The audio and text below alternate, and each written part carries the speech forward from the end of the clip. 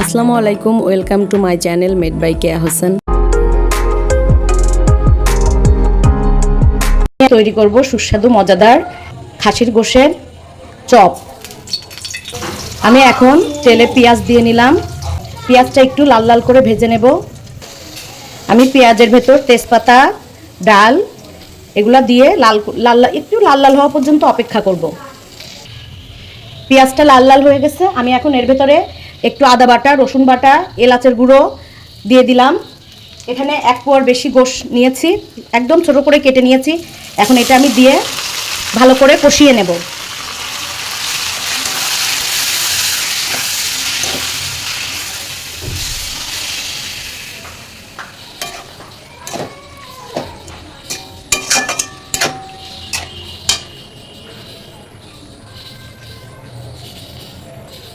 এখন আমি এতে লবণ পরিমাণ মতো,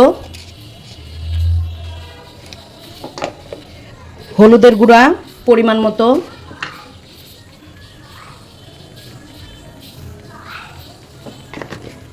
মরিচের গুঁড়া সামান্য পরিমাণ, হাফ চামচ পরিমাণ দিয়ে নেব। এখানে আমি জিরে, ধনিয়ার গুঁড়া দিয়ে নিলাম।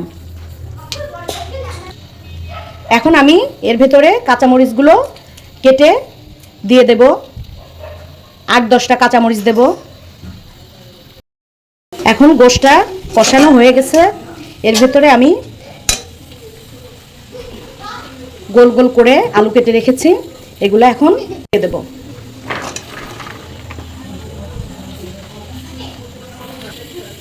এখন এটা আমি ভালো করে নেড়ে নিয়ে ঢেকে দেব। ঢেকে আস্তে আস্তে সিদ্ধ করব।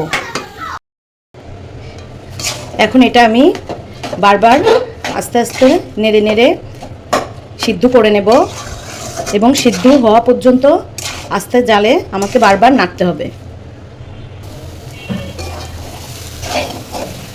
এবার এটা নাড়তে নাড়তে যখন এরকম একসাথে চলে আসবে তখন এটা নামিয়ে নিতে হবে। এখন আমি চপটা তৈরি করার জন্যে বেসন নিয়ে নিলাম, হাফ চামচ খাই সোডা, পরিমাণ মতো লবণ, হাফ চামচ হলুদের গুঁড়া,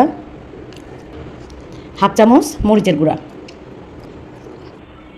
এখন এগুলো আমি সুন্দর করে একসাথে মিশিয়ে নেব।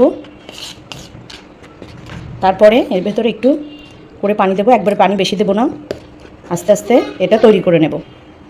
এবার ব্যাটারটা এরকম করে গুলিয়ে নিতে হবে, কিছুক্ষণ ভিজিয়ে রেখে দেব। এখন আমি এটা হাত দিয়ে ভালো করে এভাবে একটু চটকিয়ে নেব। আর এর ভেতরে কাঁচামরিচগুলা, তেজপাতাগুলা এগুলো আমি বেছে ফেলে দেব। এটা আমি হাত দিয়ে সুন্দর করে চটকিয়ে নিলাম।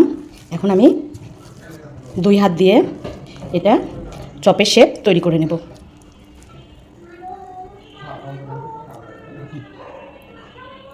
এরকম করে করে আমি সবগুলা তৈরি করে নেব। চপগুলো আমি এইভাবে সুন্দর করে তৈরি করে নিলাম। তেলটা এবার গরম হয়ে গেল। এখন আমি বেসনে ডুবিয়ে ডুবিয়ে চপগুলা তেলের ভেতরে দিয়ে দেব।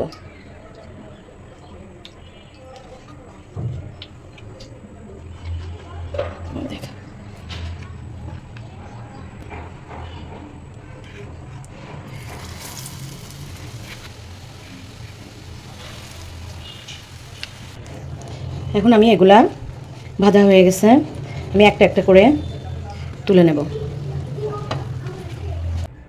তৈরি হয়ে গেল আমার মচমচে স্পেশাল খাসির গোশের চপ। আরও এমন ভিডিও পেতে চ্যানেলটি সাবস্ক্রাইব করে পাশে থাকুন।